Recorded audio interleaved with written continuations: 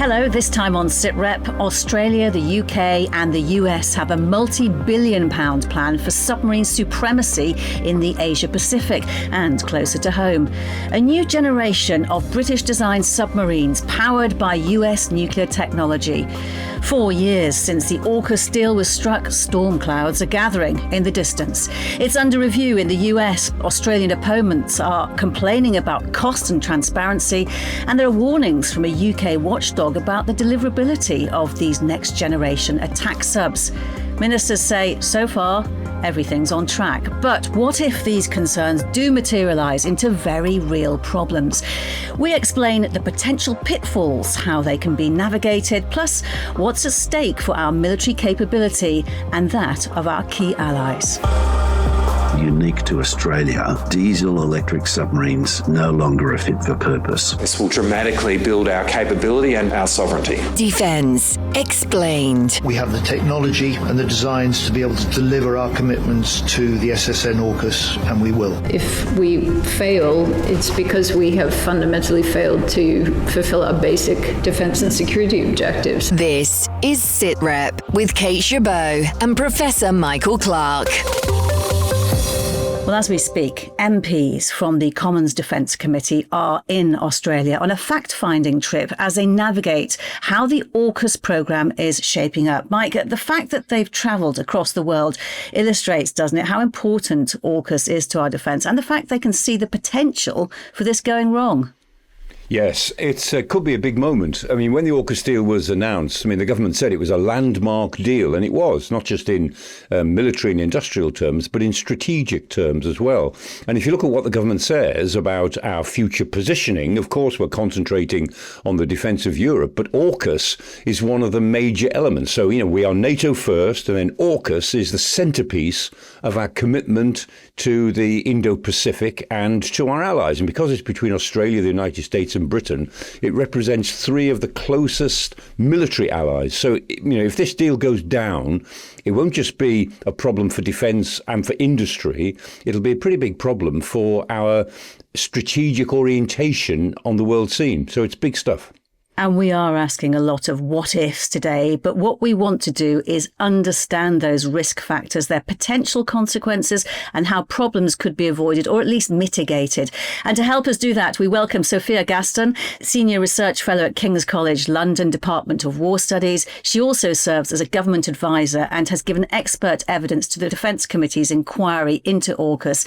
And we welcome back Tom Sharpe, whose time in the Royal Navy included not only command of 4 warships, but also nearly 3 years as a military planner at Permanent Joint Headquarters. Hello to both of you. Thank you for joining us on Sitrep. Tom, when the deal was done, it was hailed as great news for British defence industry. But AUKUS is also about our own future maritime capability, not just that of Australia, isn't it? It is. The great news and the cynicism arrived at almost exactly the same time. We're talking about such a vast change here. Building nuclear submarines is very hard, as we've proven through our own Astute class. The Americans have fallen behind on their Virginia class. Just building nuclear submarines is hard. If you then make that a trilateral arrangement with one country who hasn't built nuclear submarines before, you can see why the sort of diehard cynics really kind of blanched almost from the off. But to me, AUKUS is something that we have to make work. It has to succeed in some form or other in order for from a UK perspective. If we're to provide follow-ons for the Astute class submarines that I mentioned, then AUKUS has to work. So we have to continue to fund it and ensure that those international arrangements remain in place to blast away the naysayers and the cynicism using money if necessary. Sophia, there have been important steps forward on paper in the last 4 years. The UK has updated its status of forces agreement with Australia, for example. The US has signed off on key technology exports. So what's your assessment of the state of the AUKUS programme and the level of risk to the many steps still ahead? It's certainly true that there has been significant progress on some of the really vital underpinnings of the AUKUS Pact, which really are legislative and regulatory. And we shouldn't downplay the significance of those advancements. That said, I do think that we have to come back to the central challenge that AUKUS is trying to address, which is really around this asymmetrical advantage that China has been amassing in terms of its military development and the threat that that poses, not just to the United States, but all Western allies. And so really this objective around this sort of collective uplift and collective capability that can really challenge and hopefully exceed China's capabilities, that requires us delivering on pace and mass.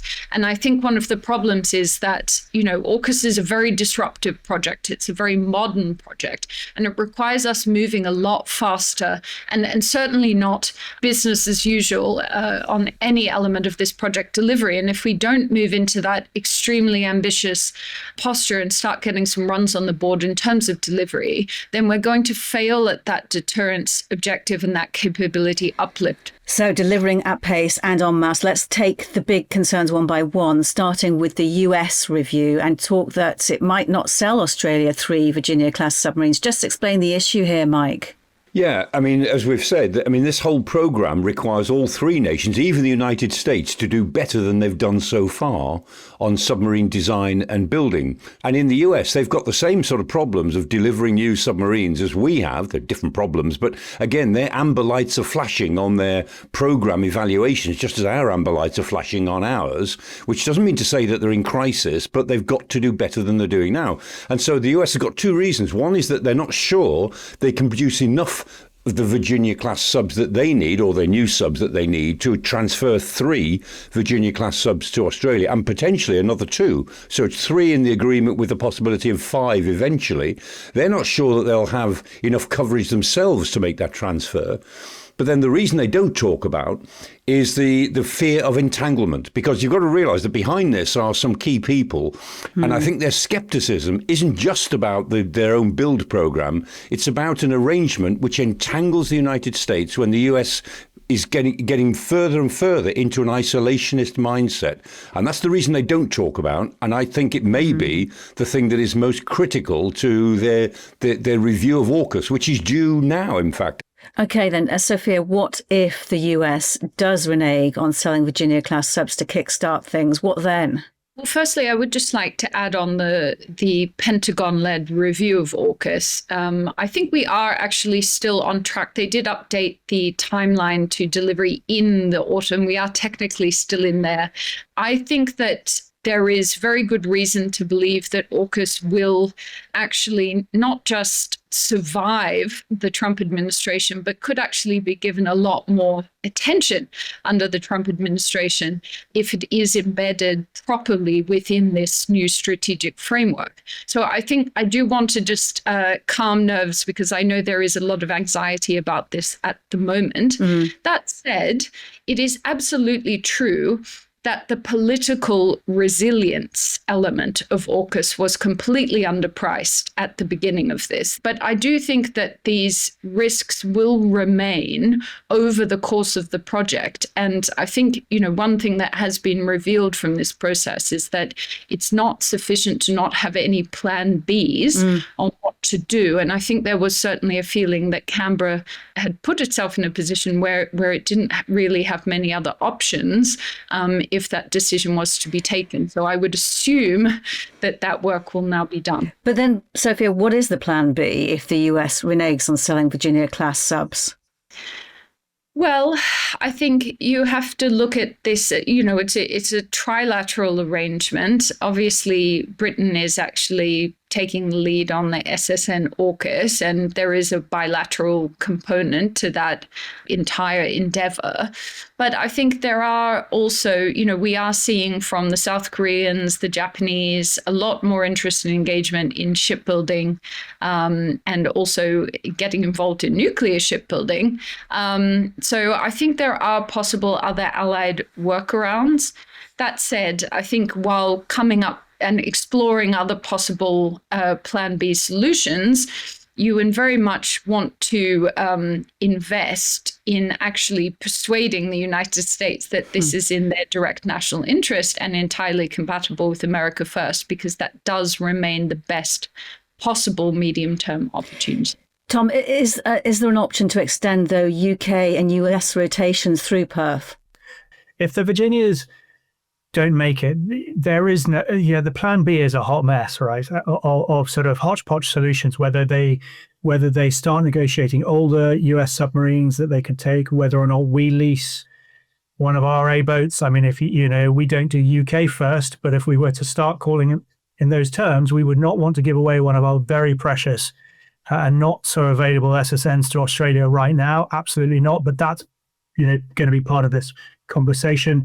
Then you start looking at rapid purchase of SSKs. I mean, that's a huge backward step, but we're talking about it in this country. We are using the sort of the language of that was banned through my time. We need mass, we need experience, and we've lost both. So SSK purchase, rapid SSK purchase. I mean, firstly, there is no such thing, but it's quicker than AUKUS.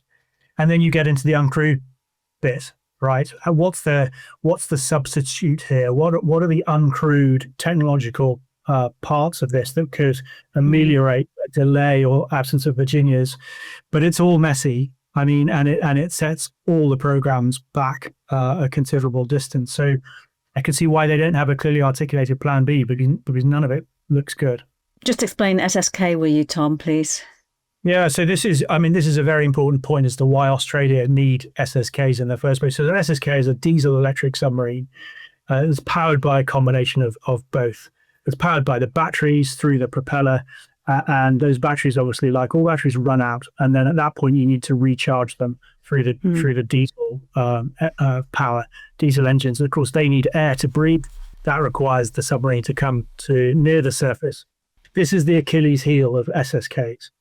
They are very quiet when they're operating on their batteries, but they have to come up and run their diesels, which is called snorting, and they make a racket when they do that, and they become much, much more vulnerable to satellite and radar detection. And Mike, we know that in the next couple of years now, the UK and US are due to start rotating subs to operate from Perth as a first measure. How much of an ask is that for the Royal Navy already? Because the Astute class has had a lot of problems. It has, and having a boat going in and out of Perth will be it's a big requirement. It's one that the Navy wants to take on for sure, for all sorts of good strategic reasons. But as Tom said, I mean, these are precious. Our Astute boats, our SSNs, are not something we've got too many of, and they've got their own maintenance problems because they're a very advanced design. So, as we said before, this is something that requires all of the partners to step up. So already we've got now to contemplate doing something that's going to make us feel uncomfortable from a resource point of view in order to make AUKUS work. And the Navy has absolutely got to be ready to step up for this, because we don't want to do anything which looks as if it might increase the chances that the programme will be changed or even cancelled. OK, the next what if is the possibility that building the new SSN AUKUS submarines doesn't go to plan. Sophia, first contracts have been signed with BAE, Rolls-Royce and Babcock for design, and some long lead purchases. We also know the government's major projects review has an amber warning on the submarine programme and red warning on the nuclear core capability. Why? I think, that every one of us is experiencing these challenges in our submarine industrial pipeline. There's not really, any power that is not having some challenges in this. It's a complex, a really complex project. It takes a lot of time. We have an essentially monopolistic supply chain with some there's challenges around redundancies in that supply chain.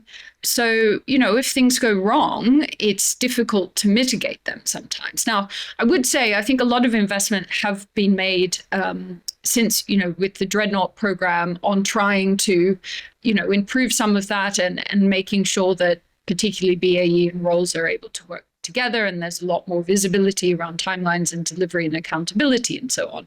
But the fact remains we have very few suppliers, and we also have demands on a highly skilled technical workforce, which is always extremely challenging to not just recruit, but to retain. I think one thing I would say stepping back is, again, one of the other things that was underpriced with AUKUS is it's never really been prosecuted in the UK as a national mission. But for us to really go all in on uplifting our submarine and industrial pipeline, you have to have a whole of government approach to dealing with some of the challenges in the Barrow enterprise. I think BAE has done an outstanding job at rebuilding that workforce from its real nadir in the early noughts. But, you need the full suite of government levers around infrastructure, education, housing, et cetera, to be able to be pulled to actually deal with this and kind of grow a really robust, sustainable workforce. So I think on a number of levels, we have, some pretty obvious vulnerabilities in the system. I think we can be confident that things are starting to move in the right direction on that. And certainly there is the formation of a new kind of submarine production agency that is going to oversee this new trilateral endeavor between the MOD and these two key industry players. But I think, you'd be wanting to do a pretty rapid auditing exercise of the resilience of that supply chain and the workforce. And actually, you really need the Prime Minister leading from the top to say, okay, we're going to put all the resources available to actually go at this. I think, while of course AUKUS is about our Indo-Pacific commitments and supporting our core Indo-Pacific ally in Australia, these SSN AUKUS boats are also necessary for our own home region. This is about the Euro-Atlantic as much as it's about the Indo-Pacific. So these questions about AUKUS as a discrete project failing really should be questions about, can we support and ensure our vital national security? Because that's what this capability is getting at. So, to that point, when are the AUKUS subs supposed to come into service with the Royal Navy, Tom? And what happens if they're delayed? Well, we'll end up in the same. We'll just perpetuate the problem we have now, and have done with every class of ship for the last 30 years, where the development is late. The existing boats are asked to run on. I mean, you look at our deterrent class submarine, Vanguard class submarines coming back now from 203-day patrols. They changed colour. They've been at sea for so long. And if we don't get AUKUS running along its current timelines, that's what will happen. I mean, the SDR didn't commit to very much. It was remarkable that in the midst of that was a commitment to 12 nuclear submarines. I think that caught everyone slightly by surprise and was, again, immediately followed by the cynics going, well, we just don't have the money. And I think, this to me is the problem here. The reason our nuclear infrastructure and our nuclear submarines are in the state they're in is because for 30 years, we've been running the most complex enterprise on the planet on a shoestring. What we're sensing now is a shift in rhetoric and a shift in conversation. But gosh, that's a long way from stumping up the cash and building nuclear-powered submarines.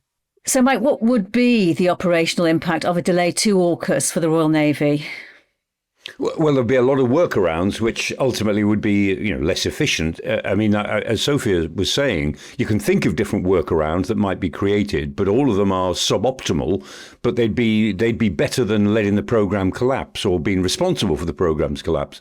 So for the Royal Navy, it would just be harder work doing visits. We're supposed to get involved in visits from 2027, from changing the operational tempo and so on. But we'd end up doing more of that while we try to think about other options for different types of submarine or different types of program. But it would be a bit of a nightmare, but not as big a nightmare as seeing the whole program go down. And I'll raise our detra, right, as a maritime nation. If you just keep paring away all the tasks that we need to do in order to create that deterrent effect, it doesn't take long before you end up with the Greenland Lights and UK Gap, northeast of that, and bottling up the Russian submarine threat. That's where you end up as there. It's the same now. And so the strategic impact of us not being able to do that. And I would say this at the moment, we are missing the key piece of the jigsaw we're doing that, which is our own SSN capability. We don't even have one with our task group. I mean, that's extraordinary. That we don't have enough to spare. We got maybe half of one running now. So we need to get back into that Grid Alliance UK gap business. We're doing it through Atlantic Bastion and all this entire jigsaw, and it is a jigsaw, but take away the SSNs and you cannot do it effectively. And so a delay to the AUKUS SSN would directly impact on the one thing that we should be excel at, historically we should now excel at, and actually, of course, our allies really want us to excel at. Sophia, Steve Timms from BAE Systems told the Commons Defence Committee last week his concerns are mainly around the speed of decision making. Clearly, to finish programmes on time, we need to start on time, he said. Is it as simple as that? It's interesting because I think one of the big cultural shifts that has come out of the SDR is government acknowledging that its procurement and decision-making infrastructure is inadequate, and also that the constant revision of requirements is really not productive. But also what I'm seeing, which does feel like a bit of a shift, is that government is also making much clearer demands of industry to say, okay, we're going to try and get at this procurement problem, but we're also expecting much better from you guys in terms of productivity around delivery, quality and timeline. So it has to be on both sides. You get, when I've been trying to sort of look into some of these key obstacles, these blockages around AUKUS, particularly on Pillar 2, you end up in this kind of rabbit hole of buck passing. So I think the point is that all sides need to move. Obviously, industry is right to point out government's role in this. And I think what is becoming increasingly apparent is that when you have these kind of doom loops where everybody is sort of trapped in this cycle of buck passing over responsibility and both sides need to move, sometimes you actually need a third party to come in and mediate and unblock these challenges. Well, before we discuss the next what if, let's get some perspective from Australia. It is there that AUKUS represents the most radical shift. Going from diesel to nuclear submarines is a bit like changing from being a sprinter to a marathon runner. The training, the skills, support required are completely different. Conversion is a huge endeavour. Colonel John Blaxland, a former Australian military intelligence officer, then defence attaché, is now Professor of International Security and Intelligence Studies at the Australian National University. Here's the thing that most people don't seem to quite get, is that for Australia, diesel electric submarines no longer are fit for purpose. This is a phenomenon that's pretty well unique to Australia, of the countries that don't currently have nuclear propulsion submarines, that is, because for Australia, from the submarine base we have, the only one we have in Perth, to transit to any other capital city, just to Darwin or Adelaide or anywhere else around Australia, let alone going abroad, just to get to another port, you have to recharge the batteries multiple times, more than a dozen times to get to Darwin, say. And each time you do so, you have to put your funnel up, and that funnel generates a wake, a V-shaped wake in the ocean. And nowadays, with almost saturation low Earth orbit satellites, coupled with 30 plus years of pattern analysis for how we've used our diesel electric submarines, coupled with artificial intelligence and then armed drones, the bottom line is that in a serious stoush, you're cooked. It's not feasible. It doesn't work. You won't get to your destination. The only way around that, the only way to circumvent that limitation is to actually stay underwater. The only way to do that is with nuclear propulsion. So if we look at the potential delays, though, to AUKUS, starting with the possibility of not getting Virginia-class submarines from the US, how great is the risk that the 2028 election, AUKUS could become a casualty? So I don't think that's all that likely. We've seen both houses and both sides of the aisle in both houses in the United States Congress strongly endorse AUKUS. We've seen succession of presidents strongly endorse AUKUS. And I think there's a factor here which probably hasn't perhaps been given enough weight in people's calculations about what might happen next. And that is the utility of having Australia as an integral partner of the United States in any contingencies in the Indo-Pacific, particularly the deterrent effect of having Australia as a base, having some nuclear propulsion submarines operating in and from Australia. That hugely complicates any prospects of aggressive action elsewhere. And let's face it, we all want to avoid war.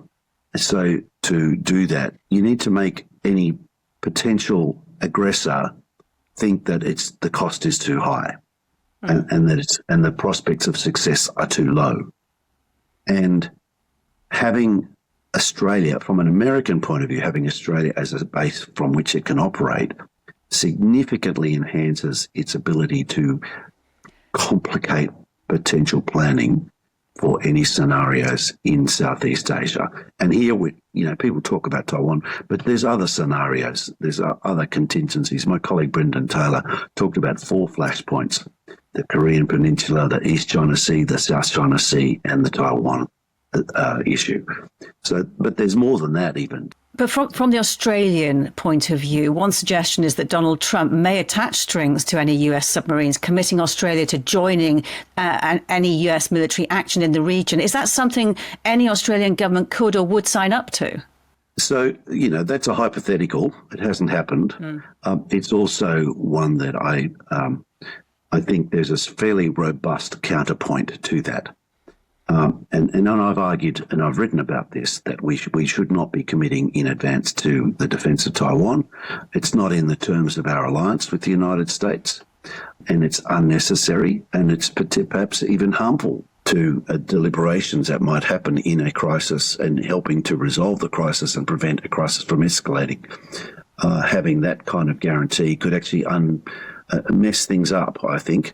But historically, do you really need that kind of commitment from Australia? I mean, look what we've done for the last 100 years. Where have we been? We already work incredibly intimately with the United States, particularly with Indo-Pacific Command. Submarines of the Australian Navy operate very closely with their American counterparts. What more do you want? I just think it's a specious argument. An alternative suggestion, though, is that if the Virginia-class submarines are delayed for whatever reason or blocked by the US, is extending plans for US and UK subs to patrol from Australia. Would that be an acceptable compromise? So it's not an optimal compromise, but if the delay in the manufacturing of additional submarines is accentuated further, if we don't actually see the projected rise in productivity, then it's not inconceivable that there could be a delay and perhaps a reduction. It's not one that anybody wants to really contemplate, but even if that is to happen, let's just worst case it for a minute, that we don't get them anytime soon. We'd still get a rotation of US and UK submarines operating out of Submarine Rotation Force West, right? And what's the point of all of this? Well, ideally for Australia, we want our independent capability, but we want the deterrent effect. That's what we want. We want the deterrent effect of nuclear propulsion submarines that are undetectable, operating out of Perth, in the Indian Ocean, in and around Australia's coastline, significantly bolstering the complication to any adversary's planning about acting against Australia and its interests. And that's generated by having those submarines, American, British and or Australian flagged submarines operating out of Perth. It's much better from a national security and a self-reliance and a kind of, national pride perspective to have our own that are crewed and operated and captained by Australians with an Australian flag. But, pragmatically speaking, in terms of Australia's interests, the deterrent effect is really very much aligned with having UK and US submarines there anyway. And just finally, John, to reach that ambition that you outlined of Australia having its own capability of nuclear-propelled submarines, how is Australia doing in terms of building the skills, the infrastructure needed to own, to operate, to maintain nuclear submarines? Because you're starting from scratch, aren't you? And it's a very different set of skills compared to your diesel submarine fleet. Yeah, no, it is definitely a different set of skills. And look, the government has invested in quite a significant number of scholarships to start the ball rolling, getting people going to school to do engineering and nuclear engineering and learn the craft. That's happening a lot at the moment in the United States. It's happening partly in Australia. We have a limited capacity to educate people in that space at a couple of our universities. There's some of that going on. It needs to accelerate. And I suspect, like most defence projects, the time frame will blow out, and we'll have to live with that. One other point, Kate, I might just mention, people saying the expense is just so prohibitively expensive. And the $368 billion Australian dollars figure that the Defence Minister Richard Marles quoted at the very outset is, I think, a bit misleading, because we're really taking it out of height. We're not adding to it at the moment. And I just make a note that anything over 30 years is a lot of money. You put health, welfare, education, social services, put all them together, it's about $12 trillion over 30 years. So, let's compare apples with apples. 368 billion, even if we do spend that amount, is over 30 years not an unreasonable amount to be investing in defence. Mindful, of course, that defence is all about mitigating the risks of the prospect of war, and war is many times more expensive than the insurance policy of defence. And that is a very good point to end on. Professor John Blaxland, it's been great speaking to you. Thank you so much for your time. Great to be with you, Kate. Thank you. Sophia, we're only a couple of years away from US and UK nuclear subs routinely operating from Perth. How much work needs to be done at that base to ensure that's possible? Well, it's quite a lot. And I think it's fair to say that there are concerns in the UK about whether or not Australia is on schedule with the work that needs to be done from its side. And I think it's very interesting because in Australia, the debate around AUKUS is very much focused on the United States relationship, which has always been at the heart of its kind of post-war identity question. So it's a very political question. The relationship with Britain, which is obviously the anchor of the SSN AUKUS endeavour, is much less visible. I think that's problematic on a number of levels. And, I think there is a degree to which that bilateral relationship can provide greater resilience underpinning the project and could actually help with some of the public narratives.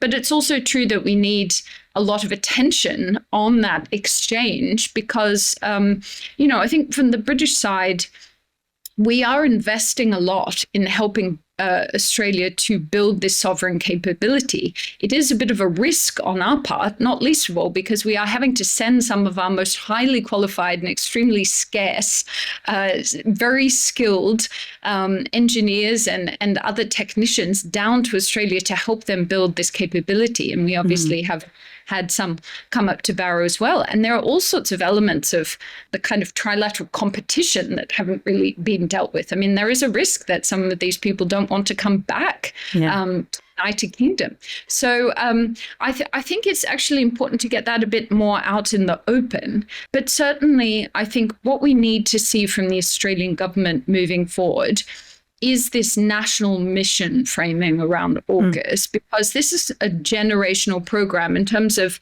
to develop those skills and capabilities. You need to be starting at the lowest levels of the education system.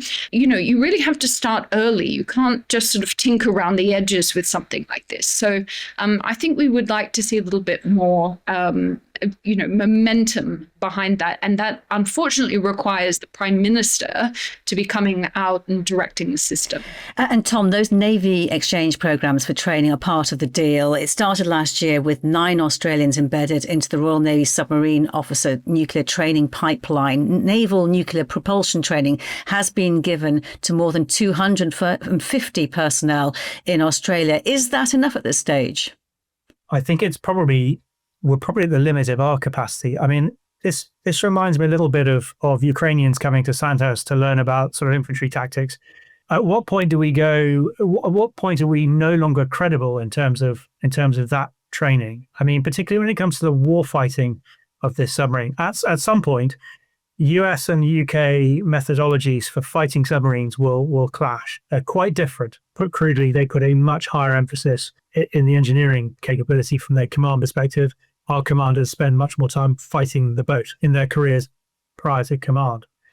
So these will all converge, and our ability to train Australia and provide advice, it's grim to say, but where's our credibility now in this? Where's our cadre of perisher trained, command qualified SSN heroes of the High North that can confidently stride into Australia and go, this is how you run a nuclear submarine? That worries me, I think. So the great sort of package that Sophia described is exactly right, and that has to move quickly. But when it gets to the really pointy end, that troubles me too. And Tom, just briefly, on the war fighting training, how different is that from nuclear to diesel? Because they do have their own sub-war fighting doctrine. Whilst it's very hard to overstate the complexity of nuclear submarines, it's also very hard to overstate the difference in complexity between diesel boats and nuclear boats. It's like having the most advanced car in the world. You open the bonnet and you can't touch anything versus, a Triumph Spitfire that you can one spanner and you can fix it. I mean, it's that level of difference. So they will have command qualified captains in the Collins class. Collins class is not a bad boat. They're getting old. I mean, they could well be over 40 years if AUKUS is delayed at all, and most diesel boats over history drop off at the 40-year point. So again, we get to the sort of timeliness of all this, but they have an infrastructure that works. They work these boats well. They've overcome all the teething problems largely that they had with them. So from junior rating to senior rating to junior officer to commanding officer, these pyramids are in place. They'll just need to adjust them and adjust the training methodology. But at no point underestimate putting a nuclear kettle in the middle of that boat. It might look the same. It might look like a black tube, but in reality, it's a vastly different beast and needs to be treated very, very differently. And not everyone agrees with John Blaxland that Australia has to have nuclear subs. While officially there is a broad cross-party support, there is a lot of individual opposition across parties. This is arguably a choice, isn't it, Mike? Yes. I mean, as John Blaxland was saying, if Australia is to have a credible submarine fleet for its own defence and deterrence, then given where Australia is on the map, then it has to be nuclear. Nothing else makes any sense. So it's a challenge that you've got to rise to. But if Australia didn't want to rise to that challenge, then it would have to rethink what it is trying to achieve with its security and defence policy, because the SSNs are more fundamental than anything they do with the Air Force or their army. Their SSN programme is more fundamental to their own security for the next 50 or 80 years. OK, if I could just now get a final thought from each of you. This is ultimately about capability, deterrence and limiting our adversaries. It's one of many strategic levers we have. If AUKUS doesn't go to plan, will it be strategically damaging or just awkward, Sophia? Profoundly damaging for a number of reasons. Firstly, very quickly, I believe that AUKUS will probably be the primary co-creation allied project that survives under the Trump administration. And it's part of the reason I'm actually optimistic about where we could go under the Trump administration. But I think that is extremely important, not just for Britain and Australia, but actually for the wider allies as well. So if we can succeed at AUKUS and provide a proof of concept in terms of this way of working together, then there are much wider benefits to be had. I also think that it just comes back to this point. The capabilities of Pillar 2, these are the most vital areas of strategic competition with China and other adversaries.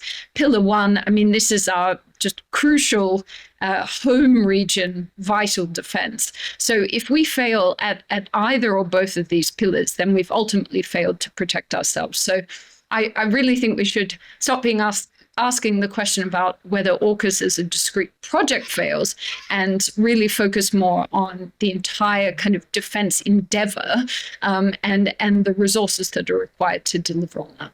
Tom? AUKUS is absolutely essential to our continued security. It's so big and so potentially so positive, it must succeed, but it's so complex, and bringing all the different parts, you can very easily say, how can it succeed? For it to, we have to make it a whole ship sport. As Sophia said, this isn't an out of sight, out of mind thing. This is our cross-government cooperation. But how often have we seen that succeed in recent years? Not often. I've seen 15 reviews in defense procurement in my time in the Navy. They've all said the same thing. We've got to change this, and nothing changes. We need a Doge. Now, I don't think the National Armament Director, 2 weeks in post, is probably thinking that way. In fact, I guarantee he isn't, or he wouldn't have been hired. But that's what we need. We need to shift our risk appetite and our culture. Otherwise, AUKUS will descend into a doom loop, a trilateral doom loop, out of which we can't escape. And we have to not fall into that hole. And underpinning all of this is actual proper money, not 2.5% next year or 2.7%. It's actual money now. Our defense chiefs today are wrestling with what capabilities they need to cut to meet this round of in-year savings. You put that against AUKUS, how can it possibly work? But as I've said, it has to work. So somebody has to smash these two things together. And maybe that is the President of the United States. I don't know. Mike. Yeah, I mean, ultimately, I don't think this deal will go down. I think it will succeed, maybe not as straightforwardly as we would like, but I don't think it will go down. And I was thinking as we were speaking, if it did go down as a deal, it would be like the old Blue Streak issue of the late 1950s, early 60s. Blue Streak was a missile system, a nuclear missile system that we were buying from the Americans, and we mortgaged our force to do that. And then the Americans cancelled it. But the Americans then felt so guilty about it that they gave us a really good deal on Polaris, a really good deal. And out of Polaris came the Vanguard, the Trident system and Vanguard. And, the Vanguard program, our present program, is the only really big program that came in under budget and on time. Really big project. And it did what it was supposed to do. It's one of the very, very few examples of a really big project that was under budget and on time.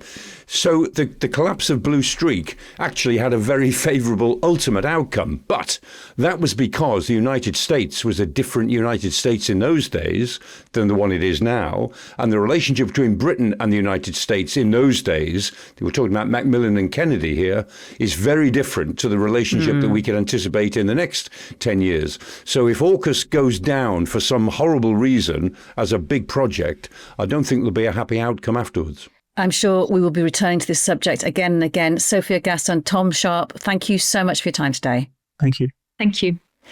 Now, just before we go, a reminder that we have an extra edition of the Sitrep podcast online now. Mike and Sian have been talking to the master military storyteller, Bernard Cornwell. He has just published Sharpe Storm, the 25th Sharpe book. He had hinted it would also be the last, except... If I'm honest with myself, I think 3 or 4 years from now, I'll suddenly hear that voice in my head saying, hey, let me out. Yeah. And I'd do another one. But Uhtred is still with you? Uhtred is still with me, and I'm actually writing one now with him. And after him, I don't know what. Can you tell us anything? Can you tell us anything more about what you're writing now then with Uhtred? Well, one I shouldn't be writing, really, because it's another one which the first one with Uhtred, that goes back to the middle of his life. And what I'm having him do is something really quite extraordinary. And I'm not going to tell you what it is because it gives away too much. But everyone's going to wonder, why doesn't he ever mention this again? This big life-changing event, and he never talks about it. And I did it with Sharpe so much. And, I get letters from people saying, you killed Rifleman Tongue in XYZ book, and he's alive again 3 books later. And I think, okay, damn, I made a mistake.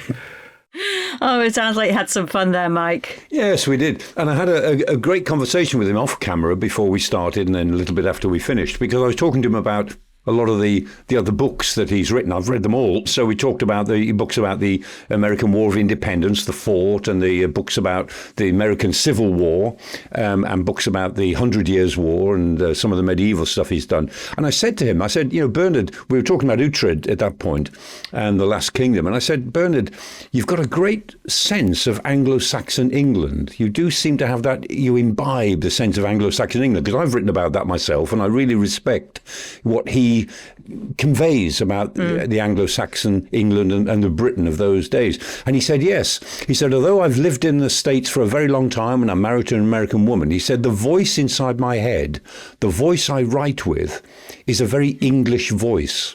And I think that's absolutely true. And it reminded me of that sort of, it's a truism that, a good writer has got to know a great deal more about what they're writing about than they put on the page. But a really great writer has not just got to know more, they've got to feel it. They've really got to feel it. And I mean, Bernard has created this, this is a genre of historical novels, and they're rip-roaring adventure novels of a hero. So it's boys' own stuff in one sense.